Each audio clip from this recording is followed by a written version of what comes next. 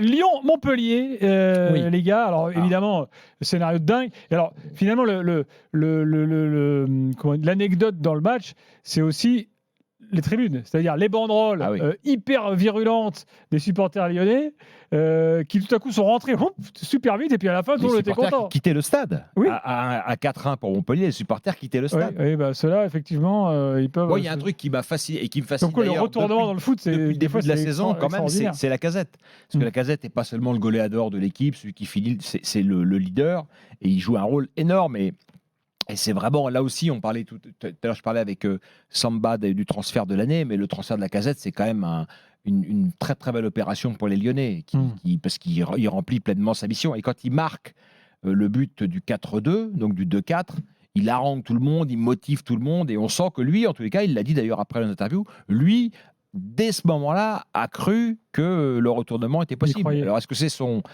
c'est son passage en Angleterre, peut-être qui lui donne cette dimension-là sans doute, parce que c'est très anglais, ça, de ne pas renoncer, y compris à 0-4, à 0-3.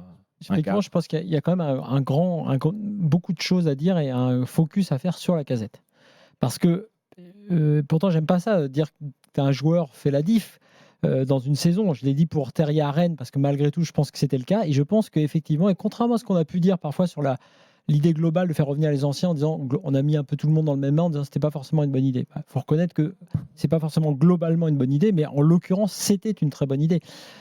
Pas seulement parce que la Casette est toujours en forme, parce que physiquement, on a vu que par moments, il est moins rapide qu'avant. Mais un joueur tellement intelligent, tellement adroit, et effectivement, plus que ça, avec un leadership tel qu'il a, pour les autres joueurs, je pense, il joue un rôle considérable. Et je regardais par ailleurs, puisqu'il a manqué son passage à Arsenal, statistiquement parlant, sur les 4 dernières saisons en Ligue 1, la Casette, c'est 27, 22, 28 et 22 buts. Alors, à peu près ça, tout au-dessus de 20 buts pour la Casette. Donc je pense quand même que, il faut le dire, le retour de la Casette, contrairement peut-être à Suite Tolisso, on ne peut pas valider de la même façon, était une bonne idée.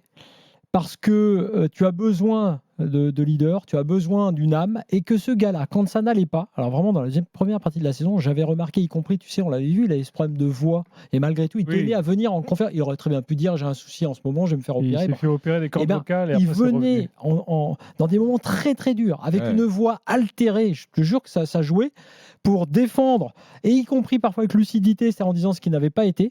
Je trouve qu'il a une maturité que je ne lui connaissais pas. Je trouve que ce gars qui n'a pas eu, on va dire, l'estime méritée en équipe de France, même, ou les essais qu'il aurait pu mériter, c'est toujours bien tenu. Sa dernière sélection, c'est 2017.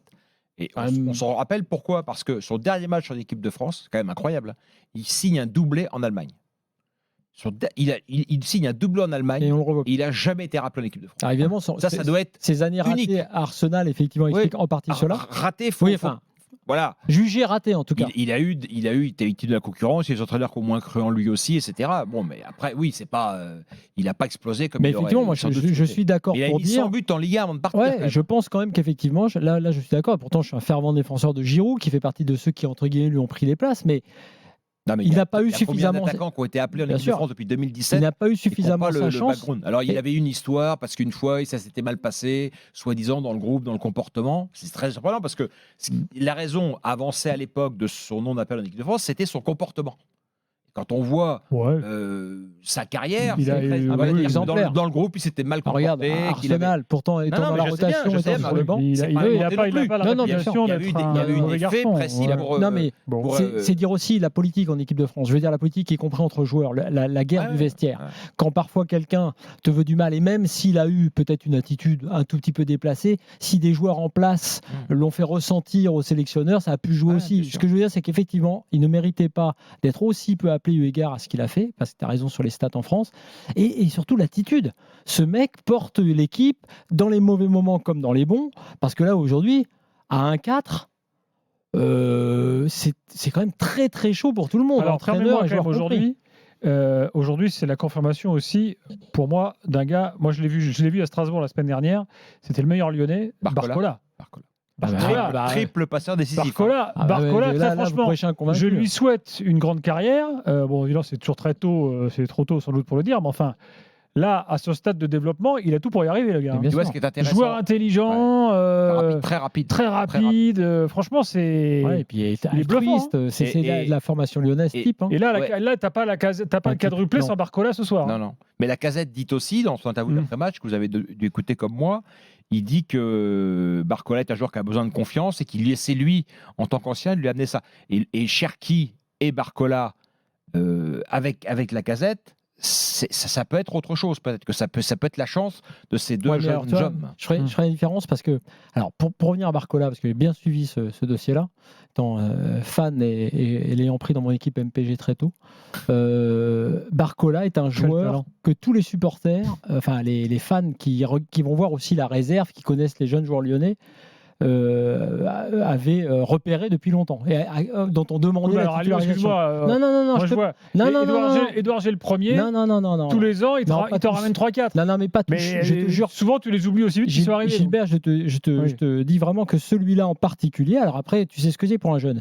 Le développement, la tête froide, le fait de pas péter les plombs. Tu sais pas comment ça va se passer, mais en tout cas, techniquement et même sur l'attitude, on réclamait sa titularisation. Il faut savoir une grosse marge de progression. Hein. Bien sûr.